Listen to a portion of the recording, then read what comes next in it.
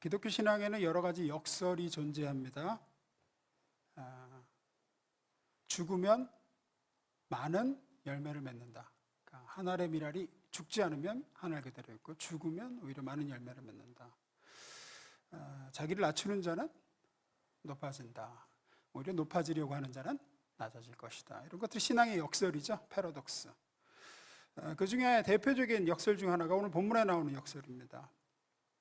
내가 약한 그때에 강함이라.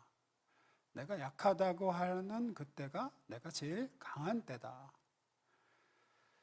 왜 약하다고 할 때가 강할 때일까? 왜 하나님은 사람을 약한 자를 들어 쓰시는가? 그냥 강한 자를 들어 쓰시면 되지.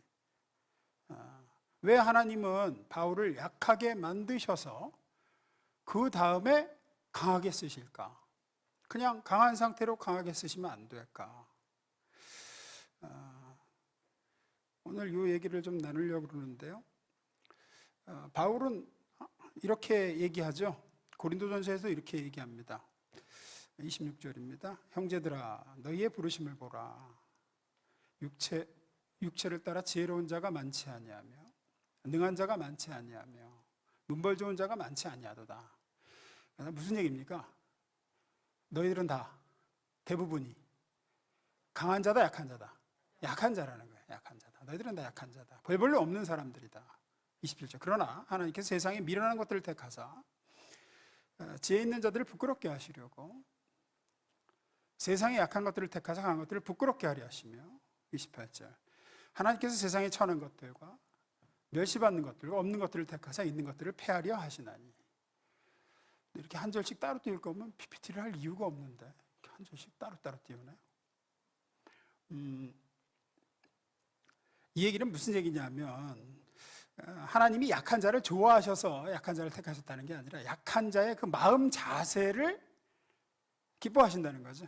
약한 자의 마음 자세를 보시고 쓰신다는 거예요. 그럼 약한 자의 어떤 마음 자세일까요? 나는 약합니다 이거예요. 그냥 나는 약합니다. 나는 약합니다. 저는 연약합니다. 또 바꿔 얘기하면 저는 제 힘으로는 안 됩니다. 안 됩니다. 이거 못합니다. 제 재능이나 저의 강함 가지고 할 수 있는 일들이 아닙니다. 근데 그런 마음 자세를 기뻐하신다는 거죠. 근데 사실 하나님 앞에서 인간은 누구나 약합니다. 하나님 앞에서 하나님의 기준을 놓고 볼 때 인간은 본래 아주 약하고 아주 진짜로 미천한 존재입니다. 제가 언제나도 말씀드리지만 하나님이 이렇게 한 번으로 하실 수 있는 일들이에요, 다. 그런데 하나님은 인간을 통해서 일을 하길 원하셔서 어떤 인간을 통해서 그럼 일하시느냐? 자기의 약함을 알고 이제 하나님 앞에 겸손하게 이게 의지하는 거죠. 주님, 저는 안 됩니다. 저는 못합니다. 주님 도와주셔야 됩니다. 주님 없으면 안 됩니다. 이런 사람. 반대로 약한데, 다 약한데 지가 약한 걸 모르고 자기의 약함을 인정하지 않는 거죠. 그런 사람을 성경은 교만하다고 하는 거고, 하나님은 그런 사람을 사용하시지 않고, 혹 그런 사람이 뭔 일을 해서 잘 되면 더 문제죠. 더 영광을 누가 취합니까? 자기가 취하죠. 왜? 자기가 했다고 생각하니까. 자기의 강함이 이 일을 이루었다고 생각하니까. 그래서 그런 사람은 자기 부인이 되는 게 아니라 자기가 점점 강화되기 시작하죠. 그래서 하나님은 사랑하는 사람들을, 사랑하는 자기 백성을 이렇게 일부러 약화시켜서 약함을 고백하게 만드시고 그 다음에 들어 강하게 쓰시는 거죠.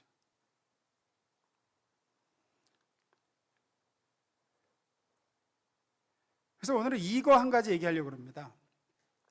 우리가 무엇보다도 약하다 할 때 이제 강하다, 약한 그때에 곧 강하다, 이런 진리를 깨닫고 우리를 통해서 이제 하나님의 능력이 나를 통해 흘러가서 선한 열매를 내 삶에서 또 사역의 자리에서 이렇게 맺으려면 무엇보다도 여러분의 재능, 내가 이거 잘한다 하는 거, 여러분 은사, 나는 여기에 은사가 있다 이런 거, 여러분의 강점, 내가 이거 하나는 다른 사람보다 낫지 이런 거, 또 경험, 내가 요건 많이 해봤다, 요런 영역에서 내가 잘한다, 요건 내가 잘 안다 하는 영역에서 먼저 낮아지셔야 돼요.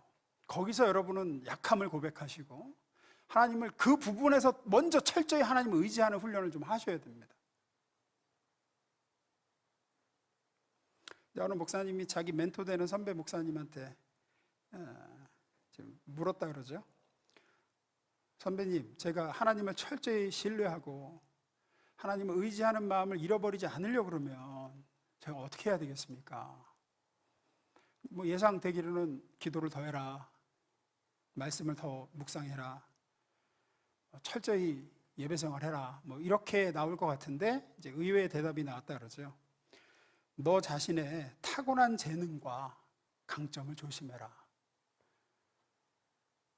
누가 봐도 너의 재능이라고 생각되는 영역, 네 스스로도 남보다 낫다고 자부하는 영역, 혹은 내가 이 부분에서 내가 경험이 많고 성공한 경험도 여러 번이다 라고 하는 그 부분 조심해, 그 영역을 조심해라. 사람은 그 영역에서부터 무너져서 하나님을 의지하는 마음이 사라지기 시작하고 자기가 이제 하려고 든다는 거예요. 우리는 재능을 살리라는 말을 많이 듣습니다. 재능을 갈고 닦아라, 은사에 집중해라, 강점으로 일해라, 선택과 집중을 통해서 너에게 주신 하나님의 은사를 더 예리하게 갈고 닦고 그 재능을 100% 발휘해라. 근데 어떤 면에서는 그에 반대되는 이야기죠. 타고난 재능을 조심하고 자기가 강점이라고 생각하는 영역에서 겸손해져야 된다. 왜냐하면 내가 잘한다, 내가 남보다 잘 안다, 이게 내 재능이다, 나는 여기 은사가 있다 하는 영역이 곧 오늘 설교에 비춰서 보면 어떤 영역이죠? 내가 강하다는 영역이에요. 내가 강하다 하는 영역이에요. 그러면은 역설이라고 그랬죠. 내가 약하다 할 그때가 강해지는 거고 하나님의 능력이 나 통해서 역사하는 거고, 내가 강하다 할 때는 하나님의 능력은 그만큼 줄어드는 거거든요. 그러면 그 영역에서는 이제 하나님의 능력이 나타나지 않는다는 거예요. 왜? 그만큼 의지를 안 하거든. 내가 잘한다고 생각하니까. 그러니 열매 맺을 확률이 높지 않고 선한 열매를 맺을 확률, 또 앞서 말씀드린 대로 가령 열매를 맺어도 이제 그 영광은 내가 받는 거죠. 내 재능으로, 내 경험으로 이 일을 했으니까. 그래서 사람들이 박수 쳐주고 인정받으면 와, 참 뭐 안무개 권사님 대단해 뭐 이러면 내가 이제 우쭐한 거예요. 나는 이 부분에 은사가 있다고. 그래갖고 자기가 영광을 취하는 거죠. 그러면 그 부분에서는 점점 더 이제 자아가 강화되고 하나님의 영광이 드러나기보다는 자기가 영광이 드러나지고 이제 하나님과는 좀 멀어지게 가는 길로 가는 거죠. 그렇게 되면. 따라서 여러분의 은사라고 생각하는 영역, 재능이 나는 있다 이 부분에서, 혹은 내가 여기 이게 내 장점이다, 나는 여기 경험이 많다 하는 영역에서 상당히 조심하셔야 됩니다.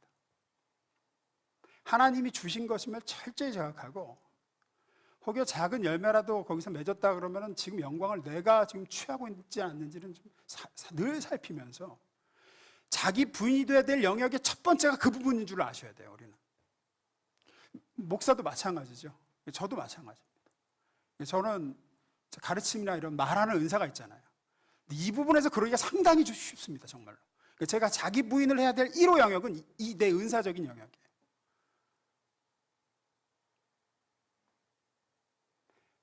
이게 참 은사를 또 자랑하는 것도 참 문제지만 또 다른 사람이 은사를 칭찬하는 것도 참 이상한 거예요. 여러분, 우리가 은사는 칭찬할 그 대상이 아닌 겁니다. 왜냐하면 은사가 말이 그 원어의 뜻이 뭐냐면 그냥 선물이란 뜻이거든요. 말 그대로.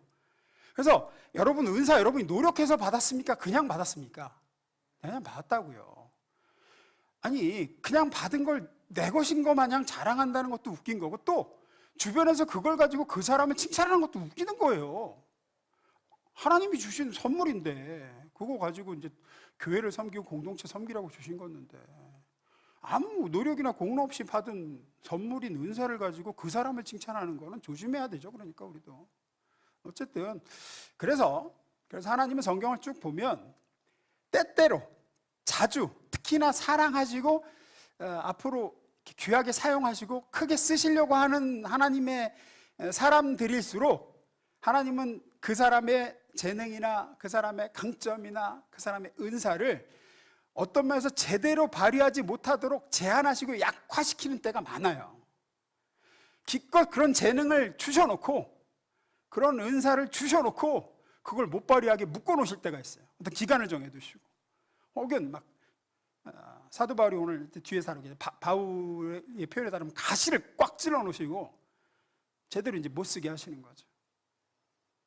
그래야 그 결과 이제 자기 부인이 일어나는 거예요. 아, 내 이 알량한 재능으로 이게 되는 게 아니구나. 내 이거 조금 뭐 해봤다는 이 경험으로 이룰 수 있는 게 아니구나. 성경의 예를 좀 몇 가지 보겠습니다. 사도 바울을 좀 봅니다. 사도 바울을 보면 사도행전 17장으로 가보면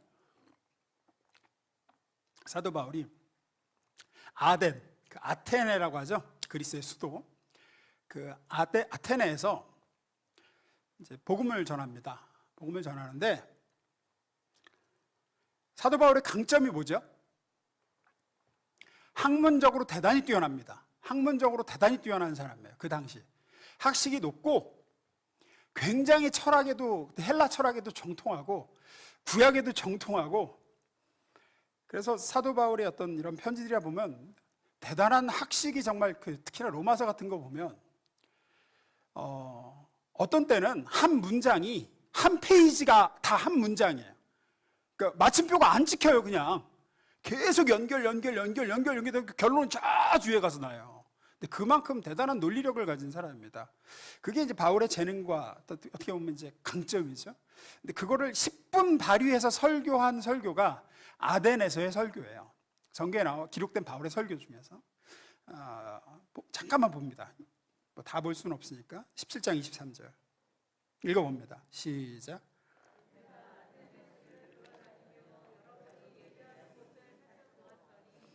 알지 못하는 신에게라고 새겨진 제단이 있었습니다.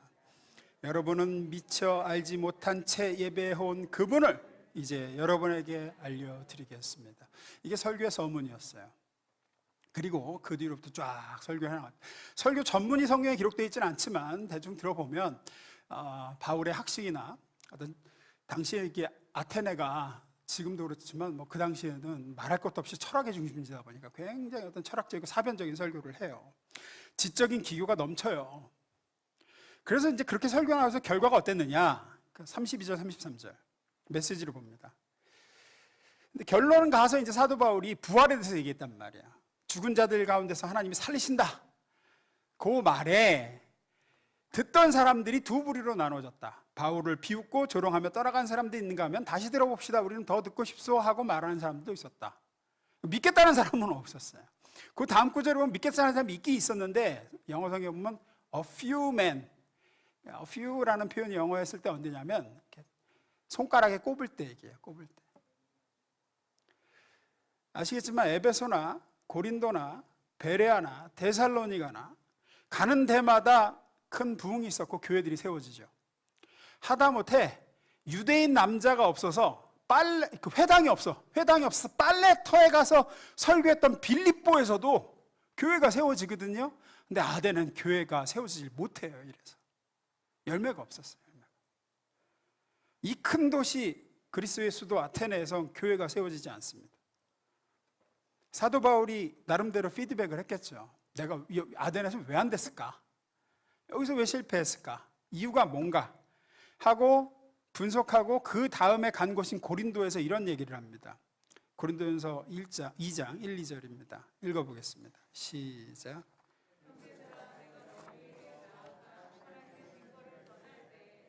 말과 내가 너희 중에서 예수 그리스도와 그의 십자가에 못 박힌 것 외에는 아무것도 알지 아니하기로 작정하였습니다. 나름대로 이제 아테네에서 왜 이게 안 됐나를 생각할 때 자기가 내린 피드백의 결론이 뭐냐? 말과 지혜의 아름다운 거로 했기 때문에. 내가 예수 그리스도와 십자가에 못 박히신 것을 중심으로 한 것이 아니라 내가 잘한다고 생각하는 것 가지고 했다가 이렇게 했다는 거예요. 3절에 이렇게 합니다. 내가 너희 가운데 거할 때 약하고 두려워하고 심히 떨었노라. 왜? 또 망할까봐. 아테네에서처럼 고린도에도 교회가 안 세워지면 어떡하나. 그래서 4절 5절에 이렇게 얘기하죠. 그래서 내 말과 내 전도함이 설득력 있는 지혜의 말로 하지 아니하고, 설득력 있는 지혜의 말은 바울의 장점이었습니다. 바울의 강점이었어요. 그걸로 하지 아니하고 다만 성령의 나타나심과 능력으로 하여 너희 믿음이 사람의 지혜에 있지 아니하고 다만 하나님의 능력이 있게 하려 하였노라. 사도 바울이 내가 하나님을 의지하지 않고 내 얄팍한 재주와 지식과 이거 믿고 나갔다가 이렇게 된 거 보고 그 다음에 고린도 교회 너희한테 가서는 예수 그리스도와 그가 십자가에 못 박히신 복음 이외에는 내가 전하지 않기로 작정했고, 사람의 어떤 설득력 있는 지혜의 말로 하지 않냐고 하나님을 철저히 의지해서 했다는 거죠. 그 결과 고린도에서는 큰 부흥이 있죠. 고린도에는 큰 교회가 세워지고 수많은 사람들이 그리스도를 영접하게 됩니다. 이런 일은 많죠. 많습니다. 기드온이 나팔을 불자, 미디안이 쳐들어왔을 때 기드온이 나팔을 불자 미디안이 13만 5천 명이 쳐들어오거든요. 그때 이스라엘이 몇 명이 모이냐? 3만 2천 명이 모이죠. 3만 2천 명이 모입니다. 근데 하나님이 뭐라 그러시죠? 너무 많다 그러시죠. 너무 많다. 그래서 어떻게 됩니까? 10,000명으로 줄이고, 그래도 저쪽은 13만 5천인데 너무 많다. 300명으로 줄이시죠. 왜? 이스라엘이 힘 가지고 못 싸우게 묶어버리시는 거예요. 이스라엘이 힘 가지고 가서 싸우지 못하게 제한시켜버리는 거예요. 철저히 하나님을 의지하는 300명이 어떻게 하나님이 그 300명을 통해서 역사하셔서 13만 명을 이기는지를 보여주시고자 그 이스라엘의 힘을 묶는 거죠. 제한시키시는 거죠. 여호수아와 이스라엘 백성이 여리고성을 점령할 때도 마찬가지죠. 어떻게 하십니까? 완전히 비무장 상태에서 우리로 말하면 강강수월래. 왜? 자기들 능력 가지고 싸우지 못하게 하시려는 거죠. 제한해 버리십니다. 힘을. 모세도 마찬가지입니다. 모세도 성경을 보면 모세의 강점이 있거든요. 모세의 강점이 있습니다. 모세는 성경에는 자세히 기록되어 있지 않지만 그 성경 이외의 어떤 기록들을 보면 대단히 리더십이 뛰어난 사람이었다 그러죠. 모세는 적국과 싸워서 진 적이 없다, 이런 기록도 있다 그러죠. 그만큼 사람을 이끄는 힘도 있고 군대를 이끌고 조직하는 어떤 전술가적인 면모가 있었던 사람인 것 같습니다. 또 어떤 용기와 대범함이 있죠. 결단력 있는 사람입니다. 딱 봐서 좌우 살피고 보는 사람이 없으니까 현장에서 그냥 쳐 죽이고 묻어버리죠. 우물쭈물하는 우유부단한 인물이 아닙니다. 그리고 이렇게 혈기가 왕성했다고, 혈기왕성해 사람 때려 죽였다 그러는데 그렇다고 보진 않아요. 왜냐하면 좌우를 살피거든요. 주도면밀해요. 좌우를 살피고 보는 사람이 없은즉 쳐 죽입니다. 그리고 묻죠. 그러나 그런 강점과 재능을 가지고 하나님은 모세가 철저하게 실패하게 만들어 버리십니다. 그리고 그의 강점과 재능을 제한해 버리시죠. 어떻게? 미디안 광야에서 40년을 묶어둬 버리십니다. 모세는 그의 장점을 사용할 수 없게끔 됩니다. 그럼 언제 다시 그 재능과 은사가 사용되어지느냐? 그렇게 40년 동안 썩히신 후에 이제 모세가 이것 가지고 하는 게 아니구나. 앞서 말씀드린 대로 내 이런 능력 가지고 뭐가 되는 게 아니구나. 이 출애굽의 대역사는 내 리더십으로 되는 것도 아니고 내 이런 용기나 대범함으로 사람의 이런 능력으로 되는 게 아니고 하나님이 하시는 거구나. 그렇게 깨닫게 하시고 나서 다시 사용하시죠. 다시 사용하십니다. 그 다음에는 모세의 재능과 은사가 빛을 발하죠. 예를 들어서 바로 앞에서도 전혀 주눅들지 않죠. 하나님이 말씀하시는 내 백성을 보내라고 따박따박 얘기하죠. 또 홍해 앞에서도 결단력이 있죠. 오늘 본 애굽 사람은 너희가 다시 보지 못할 거다. 아말렉과의 전투에서도 그렇고 리더십이 발휘되죠. 빨리 여호수아 너는 사람들 이끌고 가서 싸우라. 아론과 홀은 나를 따라서 산꼭대에 올라가서 기도하자. 이런 조직력이나 영적 리더십을 발휘되죠. 하나님은 우리에게 주신 은사와 재능을 사용하시긴 하십니다. 하는데 독을 빼고 나서 어떤 독? 내가 이건 잘 알아. 내가 이건 잘해. 이런 거 이제 빼고 빠지고 하나님을 철저히 의지하고 내 이거 가지고 되는 거 아닙니다. 하나님. 이거 가지고 이 일을 할 수 있는 거 아닙니다. 그렇게 자기 부인이 되지 않은 상태에서 재능과 은사는 독이 되기에 하나님은 그 독을 빼시고 나서 이제 사용하시죠. 가정교회 세미나 가면 탁월한 목자분들의 간증을 들으면 참 은혜를 많이 받아요. 제가 목자를 오래 하신 분들의 간증이 대부분의 목자분들의 간증이 뭐냐, 이런 얘기 레파토리가 많아요. 처음에는 자기가 잘할 줄 알았대요. 다 처음에 목자하고 자신이 있었대. 이런 분들 많아요. 나는 음식을 잘하니까, 나 음식하는 거 좋아하니까 내가 우리 목원들 음식으로 대접하고 그러면 우리 목장 부흥할 거야. 나는 사교성이 많으니까, 나는 사교성이 좋으니까, 나는 사람 비유 잘 맞춘다는 거야. 그래서 얼마든지 나는 이렇게 전도도 잘하고 그랬고 우리 목장 잘 될 거라고 생각했대. 나는 상담에 하나님 주신 은사가 있어갖고 내가 사람 상담해주고 나면 그 사람이 마음이 그렇게 편안하다 그러고 좋아한대. 자긴 잘 될 거라고 생각해. 나는 마당발이라 워낙에 사람 만나는 거 좋아하고, 그래가지고 이제 그런 강점과 재능 가지고 하나님을 의지하는 게 아니라 나는 잘할 거야 이러고 나간다는 거예요. 내가 이건 잘 알아. 나 이거 잘할 수 있어. 여지없이 이제 판판이 깨졌다 그런 얘기하죠. 여지없이. 영원히 그렇게 해서 길러지는 게 아니고 하나님의 교회가 그렇게 세워지는 게 아니죠. 그 다음에 그렇게 깨지고 나서 이제 하나님이 그런 재능과 은사를 묶어서서 발휘하지 못하게 해버리시고, 그 후에 이제 겸손히 엎드리고 이게 기도 사역이구나, 이거 무릎으로 하는 사역이구나, 이제 그러고 나서 기도 시간을 늘리고 하나님과의 교제 시간을 늘리고 나서야 하나님이 그 목자 자기의 은사와 재능을 하나님이 사용하시기 시작했다고.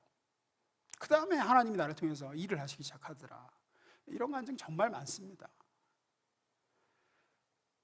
장미에 가시가 있듯이 은사에도 독소가 있습니다. 재능에는 일종의 독이 있어요. 양면성이 있다고요. 예를 들어서 인물이 좋다, 얼굴이 잘생겼다, 이거 은사거든요. 여러분 그것도 은사인 거 아셔야 됩니다. 얼굴이 잘생겼다, 예쁘다, 이것도 은사예요. 사람에게 호감을 주는 인상이 이것도 은사예요.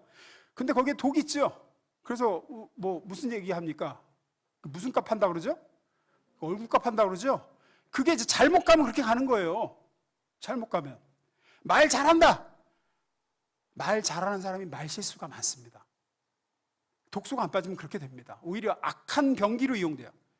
말을 잘하는 재주가 아주 공동체를 어렵게 하는 경우도 있어요. 사슴이 뿔 자랑하다가 뿔 때문에 죽듯이. 그래서 우리는 자기의 은사와 재능과 강점부터 자기 부인이 먼저 돼야 돼요. 나는 아무것도 아닙니다. 이거 아무것도 아닙니다. 이 재능, 이거 은사, 이 재주 가지고 할 수 있는 거는 없습니다. 성령께서 사용해 주셔야 됩니다. 저는 이거 가지고는 단 한 사람도 살릴 수 없습니다. 주님이 맡겨주신 일 어떤 것도 할 수 없습니다. 제 가정 하나 바로 세울 수가 없습니다. 주님. 제 자식 하나 제 이 재능 가지고 할 수 있는 거 아닙니다. 이렇게 재능에서부터 자기 부인이 되지 않고 이게 안 된 상태에서 의욕이 넘치고 재능이 뛰어나고 은사가 뛰어날수록, 탁월할수록, 열심히 뛸수록 공동체엔 덕이 되지 못합니다. 오히려 어려움을 줘요. 목회자들 사이에 진리를 통하는 금원 같은 게 있습니다. 뭐냐? 우리가 이제 성가대 지금 안 쓰고 있지만, 성학 전공자가 성가대에서 제일 은혜 못 끼친다. 이거는 만교의 공통인 것 같아. 물론 성학 전공자가 정말 말씀드린 대로 그 재능에 독소가 빠져가지고 그 재능에서 자기 부인이 됐어. 그러면 진짜 금상첨화죠. 근데 그러지 않은 사람이 자기의 재능빨 믿고 이제 성가대 쓰면 아주 힘들게 해요. 아주 힘들게 한다고요.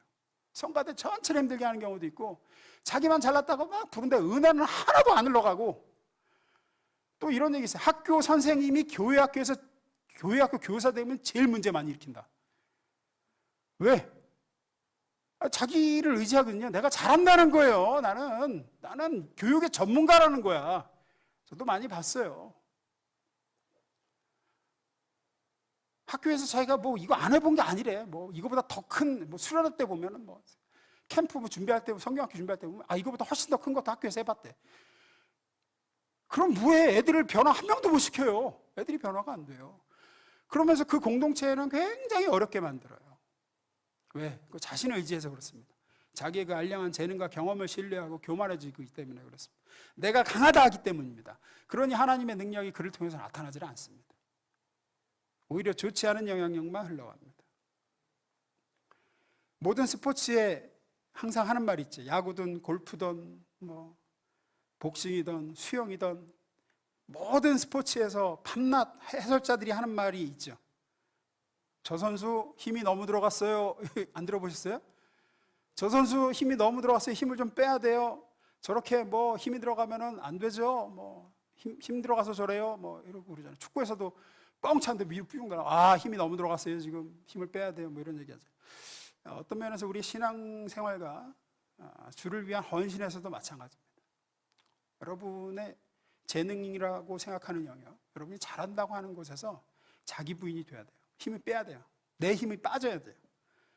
내가 잘 알고 자신 있는 분야이고 잘할 수 있다고 생각하는 것일수록 힘을 빼고 그 부분에서 겸손히 더 엎드리셔야 됩니다.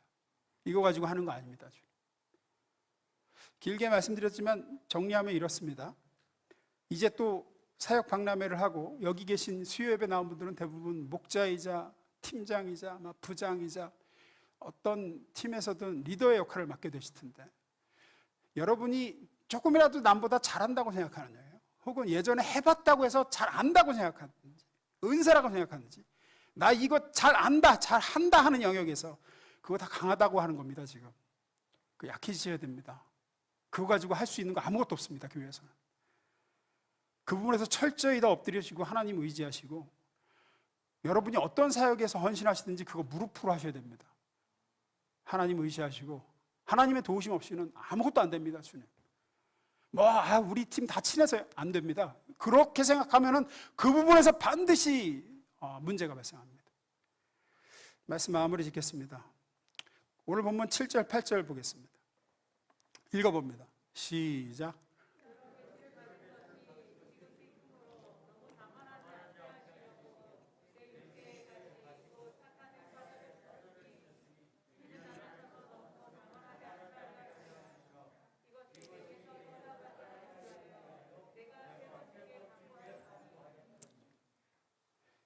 하나님께서 바울을 약하게 하셨습니다. 그의 장점이자 재능이자 은사이자 강점인 또한 경험이 많이 쌓여있는 지식, 능력, 논리력, 설득력 이런 거 제대로 발휘하지 못하게 제한하셨다 라는 것을 사도 바울은 가시를 주셨다 이렇게 표현한 거예요. 이 가시가 뭐냐라고 얘기 많이 하지만 고린도후서 내내 사실은 가시 이야기를 해요. 바울은 자기가 한껏 발휘하지 못하도록 하나님이 자기를 약화시킨 얘기를 해요. 그의 삶에는 환난이 그치지 않았습니다. 1장 8절 9절입니다. 제가 읽습니다. 형제들아 우리가 아시아에서 당한 환난은 너희가 모르기를 원하지 아니하노니 힘에 겹도록 우리가 심한 고난을 당하여 살 소망까지 끊어지고 우리는 우리 자신이 사형 선고를 받은 줄 알았으니 이는 우리로 자기를 의지하지 말고 오직 죽은 자를 다시 살리시는 하나님만 의지하게 하심이라. 하나님이 이렇게 힘들게 하셨다는 거예요. 좀 순탄하게 열어주셔가지고 바울이 자기의 능력 가지고 펄펄 뛰면서 할 수 있게 해주시면 좋잖아요. 근데 하나님이 그렇게 안 하셨다는 거예요. 상당히 힘들게 하셨다는 얘기를 합니다. 7장 5절입니다.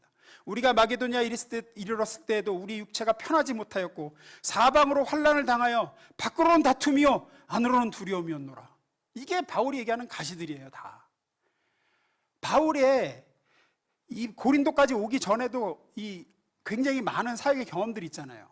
그 사역의 경험들 가지고 이제 내가 그 유럽에 와서 마게도니아 와서 이것 가지고 하면 되겠다라고 하면 될 것 같은데 하나님이 그렇게 못하도록 여러 가지 면에서 힘들게 하셨습니다. 또 성품적으로도 굉장히 비난을 많이 받게 하셨어요. 이 10장 1절입니다.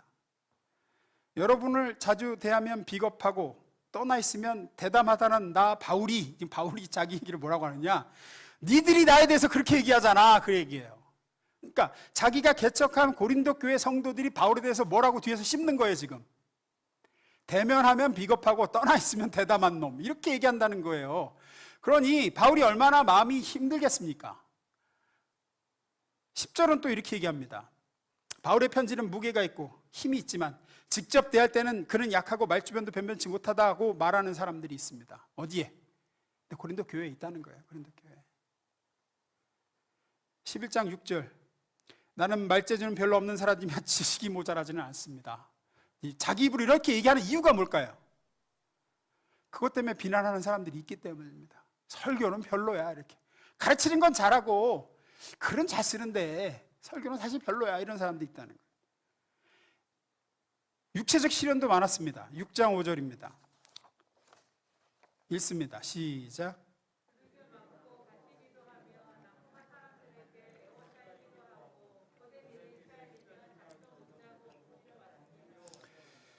사도 바울은 이렇게 몸은 매맞아서 허약해지고 굶주려서 허약해지고, 사도 바울의 명성은 이렇게 저렇게 씹히고 찢기고, 그래서 그런 바울의 설교와 가르침은 성도들에게 무시당하고 거부당하기 일쑤였습니다. 하나님이 그렇게 하셨습니다. 바울의 재능과 강점을 묶어두시고 약화시키셨어요. 그래서 바울은 이런 가시를, 이 제한을 좀 없애주십사, 그래서 제가 강하게 좀 사역하게 해주시길 간절히 기도했다는 얘기를 9절에서 하는 거죠. 9절입니다. 읽습니다. 시작. 나에게 이르시기를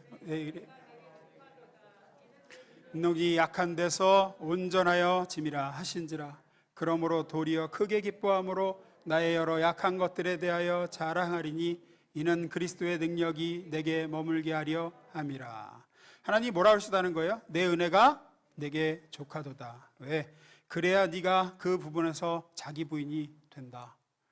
그래야 네가 너의 그 알량한 지식과 지금까지 쌓은 학식으로 사역을 하려 들지 않고 철저히 엎드려 나를 의지하고 내게 능력을 구하고, 내가 하는 거 아닙니다, 이 제 지식으로 할 수 있는 건 아무것도 없습니다, 주님이 도와주셔야 됩니다 한다는 거예요. 그렇게 네가 약해진다는 거예요. 그리고 그렇게 약해질 때에 내 능력이 너를 통해서 흘러가게 되는 거야. 그리고 정말로 많은 열매를 맺죠. 그리고 영광을 사도 바울이 취하지 않게 됩니다. 그 모든 영광을 하나님께 돌리죠. 자기를 의지하지 않고 하나님을 의지하고 주님의 능력이 바울을 통해 역사했음을 고백합니다. 하나님이 하셨습니다. 제가 한 게 아닙니다. 고백하는 사람이 되죠. 고린도전서 15장 10절, 바울의 고백을 제가 드립니다. 그러나 내가 나 된 것은 하나님의 은혜로 된 것이니 내게 주신 그의 은혜가 헛되지 아니하여 내가 모든 사도보다 더 많이 수고하였으나 내가 한 것이 아니요 오직 나와 함께 하신 하나님의 은혜로라.